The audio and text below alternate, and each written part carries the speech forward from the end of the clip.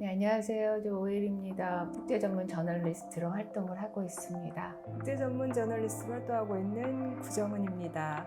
세계에서 일어난 일들에 대해서 알리는 글을 쓰고 있습니다. 솔직히 책이 나올 때는 이 우크라이나 전쟁이 끝나지 않을까라는 생각을 했었어요. 현재까지로서는 뭐 아무런 어떤 협상, 휴전을 위한 협상의 기미가 전혀 보이고 있지 않죠. 러시아가 핵을 쓰게 될 것인가는 개인적으로는 좀 부정적으로, 회의적으로 보지만 지금 어떤 것도 단정해서 앞날을 예측할 수 없는 상황인 건 분명하기 때문에 그것도 역시 러시아와 미국에 대해서 이제 국제사회가 그렇게까지는 최악의 상황으로까지 안 가도록 이렇게 압력을 넣는 그런 노력이 지금 가장 현실적인 방안이지 않을까라는 생각을 들어요. 근데 이거는 명백한 국제법상 모든 조항들을 어기고 푸틴이 남의 나라 침공하고 전쟁 범죄를 저지르고 있는 겁니다. 무슨 미국이 자극을 했네 만에 한국에서 일각에서 그렇게 주장을 하는데 그러건 말건 이거는 푸틴의 전쟁 범죄입니다. 그러니까 동부 지역, 돈바스라고 부르는 지역을 러시아가 실효 지배를 하고 국제법적으로는 뭐 이제 서방 국가들이나 유엔 체제에서 그거를 인정을 해줄 수는 없어요. 러시아 땅으로.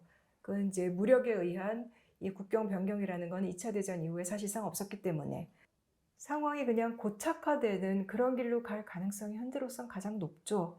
그렇게 되면 이제 우크라이나는 땅을 빼앗기고 주권의 상당 부분을 훼손을 당하고, 그렇지만 서방의 지원이 점점 줄어드는 상태에서 이제 더 이상 전쟁을 할 동력이 없어지고, 그래서 저도 처음엔 이것은 당연히 이거는 러시아의 잘못이기 때문에 이거는 이렇게 해서는 안 되는 거지만, 지금은 사람들이 어떻게 하면 덜 죽게 만들고 덜 고통받게 만드느냐 이런 쪽을 생각을 하지 않을 수가 없을 것 같아요. 근데 이스라엘의 우경화가 제 기억으로는 한 이미 2000년대 초반부터 계속해서 진행이 되어 왔었고, 어느 순간부터는 이제 거의 제어할 수 없는 국면으로 가는 것 같아요. 근데 이 정도 국면을 네타냐후가 어떤 인물이어서라고 보기에는 이스라엘 정치권 전체에 퍼져 있는 시각으로 보면 될 것 같고, 네타냐후 총리가 굉장히 좀 정치적으로 불안정하다 보니까 계속해서 극우파들한테 휘둘리고 끌려가고 본인도 이제 점점 더 그냥 우파가 아니라 극우파가 되어가는데, 지금은 거의 뭐 인종주의자 그 정권에서 나오는 이야기들이 보면 나치 방불케 하는, 이 나치와 비교하는 거 이스라엘이 제일 싫어하잖아요. 근데 그러면 그런 행동을 하지 말아야죠. 그런데 지금은 인종주의로 완전히 가고 있다고 봅니다. 유엔의 그 팔레스타인 난민 보호기구의 수장이 소셜미디어에 올렸던 말이 이번 전쟁은 아이들을 향한 전쟁이다. 근데 그게 진짜 그 작년 이제 이게 전쟁 6개월 동안의 시점이었는데 아마 지금 더 늘어났겠죠? 어린이 사망자가 한 14,000명이에요. 그다음에 이제 가자 지구에서 한쪽이나 양쪽에 다리를 잘린 아이가 1,000명이고, 이제 미래를 잃고 있는 건데, 베트남전 이래 최대 규모의 대학 시위라고 얘기를 하는데, 근데 이제 이게 미국 내 인식의 변화인 것도 있고, 그 다음에는 이스라엘 전쟁 범죄가 너무 심한 거예요. 그러니까 예전에 그 수십 년 동안 이스라엘이 팔레스타인 사람들 못 살게 굴고 핍박을 해왔지만 6개월 동안에 3만 명을 죽이는 거, 이건 있을 수 없는 일이에요. 그 전쟁 범죄가 너무 심각한 수준인 게 제일 큰 영향을 미쳤을 것 같고, 콜롬비아대 중심으로 해서 이제 시위를 하다가 그다음에 곳곳으로 퍼져나가는데, 그러는 사이에 또 팔레스타인 편드는 시위대를 이스라엘 편드는 극우 시위대가 와가지고 또 폭력 저질러서 뭐 유혈 사태 이런 것들 일어나고, 그러는 와중에 이게 이스라엘 그 미국 의회에서는 반유대주의 법안을 통과시켜서 이스라엘이 하는 거를 비판만 해도 반유대주의다. 이게 사실 말이 안 되는 거거든요. 엘리트층이 민주당, 공화당 모두가 고수해온 친이스라엘 노선에 대해서 물밑에서는 반발이 굉장히 큰 거고, 아마 바이든 대통령은 굉장히 딜레마겠죠. 대선을 앞두고. 저는 그럼에도 불구하고 바이든을 다시 미국 국민들이 이렇게 분열된 상태에서는 트럼프라고 하는 이미 입증됐던 리스크를 다시 선택하지는 않는데 근소한 차로 바이든이 승리하지 않을까라는 기대감을 가지고 그쪽에 조금 더 무게를 두는 편인데, 비겁하게 저는 모르겠다고 하겠습니다. 두 분께 여쭤보. 이게 경합주가 뭐 7개 막 이렇게 되면은 그렇죠. 예. 사실은 미국은 그 간접 선거 제도, 선거인단 제도 때문에 선거 공학이 너무나 많이 작동하는 나라여서 경합주가 막 이렇게 많으면 사실 정책이 힘들어요. 트럼프가 저는 사실 그렇게 생각해요. 트럼프가 대통령이 다시 된다고 해서 세계가 망하지는 않을 것 같은데 바이든도 뭐 이스라엘 그 편드는 거 보면 좀 비슷비슷하고 그렇기는 한데 이제 문제가 되는 거는 저는 트럼프 같은 사람이 나와서 흔히 말하는 증오, 혐오 발언, 인종주의적인 발언 이런 걸 많이 하잖아요.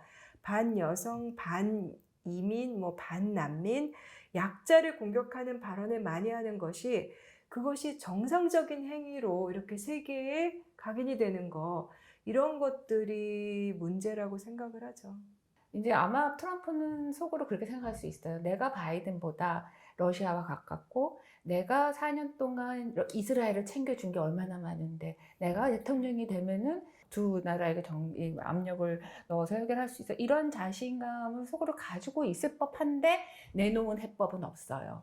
보면은 구체적으로 자기가 다시 대통령이 됐을 때 어떤 식으로 해서 하겠다는 이 현실 가능성이 있는 해법은 본 기억이 없어요. 트럼프가 대통령이 된다고 해서 금방 이것이 어떤 식으로 뭐 이렇게 뭐 정리가 되지는 당연히 않을 것이고 거의 비슷한 상태로 가지 않을까라는 생각은 해요. 전쟁은 우리의 일상과 의외로 가까운 데 있다는 걸로 많은 분들 또는 언론들이 이제 경제적인 영향, 이렇게 국제사회가 다 경제적으로 엮여져 있기 때문에 뭐 오일 가격 상승이라든지 곡물 가격 상승이라든지 이런 부분에 대해서 이건 우리 식탁 물가 또는 뭐 우리 자동차에 넣는 기름값 이런 것과 영향성이 있기 때문에 다른 나라의 일이 전혀 아니다. 이렇게들 이제 설명을 하죠. 그게 이제 가장 피부에 와닿는 설명 방법이니까요.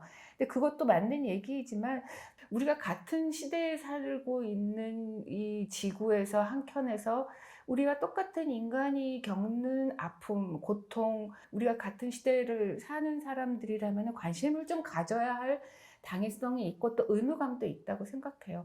우리가 뭐 BTS 또 뭐 K-팝 해가지고 뭐 전 세계에서 위상이 높아졌다는 데만 자긍심을 느낄 게 아니라 우리가 그만큼 성장한 국가의 국민으로서 우리가 사는 세계의 이쪽 한 구석이 이렇게 인도적으로 큰 위기가 있다라고 하는 건 늘 관심을 가지는 게 정말 해야 할 일이라고 생각이 들고 그 우크라이나 전쟁 터졌을 때 폭격 맞아서 부서진 거기에 그 시기가 BTS의 제이홉의 생일과 조금 지난 뒤였어요. 그래서 거기에 이렇게 제이홉의 사진이 커다랗게 아마 우크라이나의 아미가 붙인 거였겠죠. 그리고 나서 며칠 뒤에 이렇게 다 폭격 맞아서요. 보면서 그냥 우리랑 똑같은 사람들, 우리나라의 젊은 사람들, 청소년이랑 똑같은 강자들의 논리로 생각하게 되는 경우가 종종 있어요.